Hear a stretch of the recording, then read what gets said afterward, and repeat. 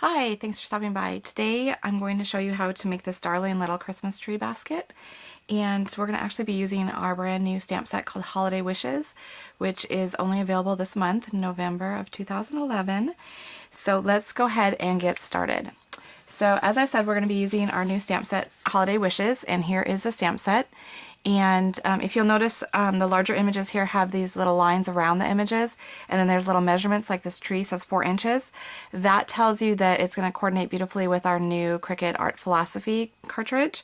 So that's exactly what I did. Is I went and I cut out 2 of these Christmas tree shapes with the Art Philosophy cartridge at 4 inches, and I did that in the topiary cardstock. And then we're going to go ahead and, using our New England Ivy ink so that we have a darker tone on it, I'm going to go ahead and ink up the beautiful tree image. And because it is a larger image, it's actually nice to put it down upside down like I'm doing here and put the ink pad to it rather than the stamp to the ink pad. You'll just get easier coverage that way.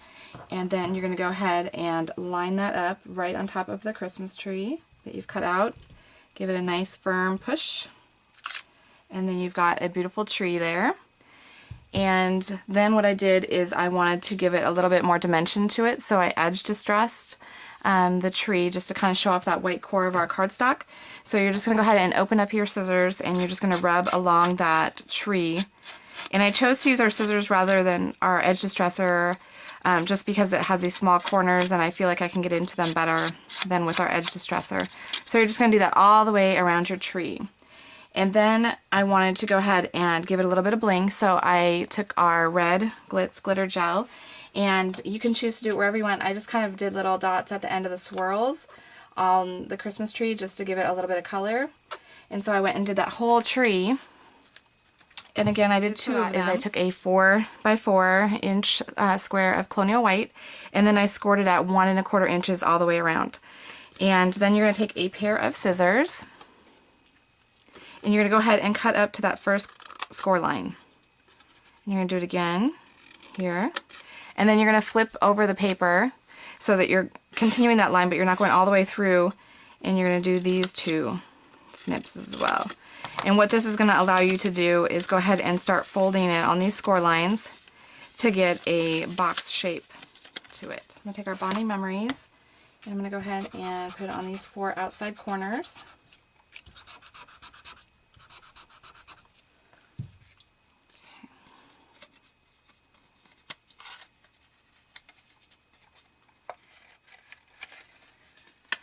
Like so.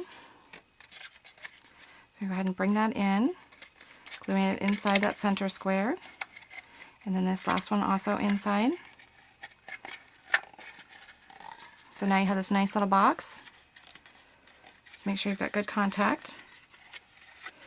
Okay, and so then you'll notice on my sample on the edges, so they weren't completely bare with just the Colonial White, I took some of our cranberry pattern from the Elemental papers, and I glued those on there. So we'll go ahead and do that as well. And these I cut at 1 inch, so this is 1 inch by 1 1/4. So it's little rectangles. And as you can see, the back side is the New England Ivy color. So you could choose to do that if you wanted as well, but I wanted to bring out some more red, in my project. So you're just going to go ahead and center that on your box, and you're going to do the second one as well. Just like that. Okay, so now you have your box ready. And then I wanted to add a nice little accent to the top part of the tree. So I'm going to use our stars from our milepost shapes. These are nice little corrugated shapes. You get a variety of them. You get some stars, some arrows, some brackets. They're just really fun, easy to use. You can ink them up or leave them how they are. So what I'm going to do is I'm going to take cranberry ink, and then this little flower star image from that stamp set. And I'm going to go ahead and stamp that twice on a scratch piece of Colonial White, and then I'm going to cut those out. And so I've already cut one out ahead of time, and what I did is then I took our piercing tool and I went ahead and poked a hole right in the center of both the little star that I cut out and the corrugated star. And then I'm going to stick a bitty gold brad right through the center of that to hold those two pieces together. It's kind of tricky with these little guys because they're so small. And so if the prongs aren't completely straight, it's a little bit harder to do.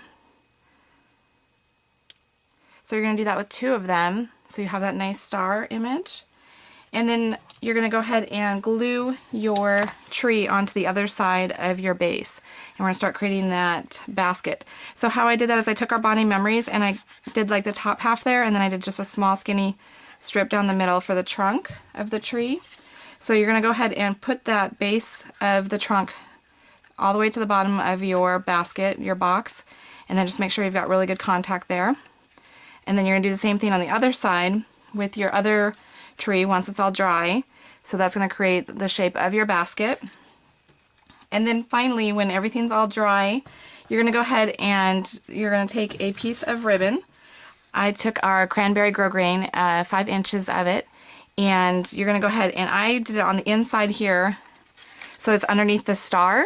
So you can see that I just used the brad again to fasten it. So I went ahead and I poked a hole on my with my piercing tool here and went right through the ribbon and the tree. And then a trick is if you push the piercing tool all the way through, because the barrel on the piercing tool gets wider as you go up, you're going to get a nice larger hole in your ribbon, which will be easier for you to go ahead and stick that brad through.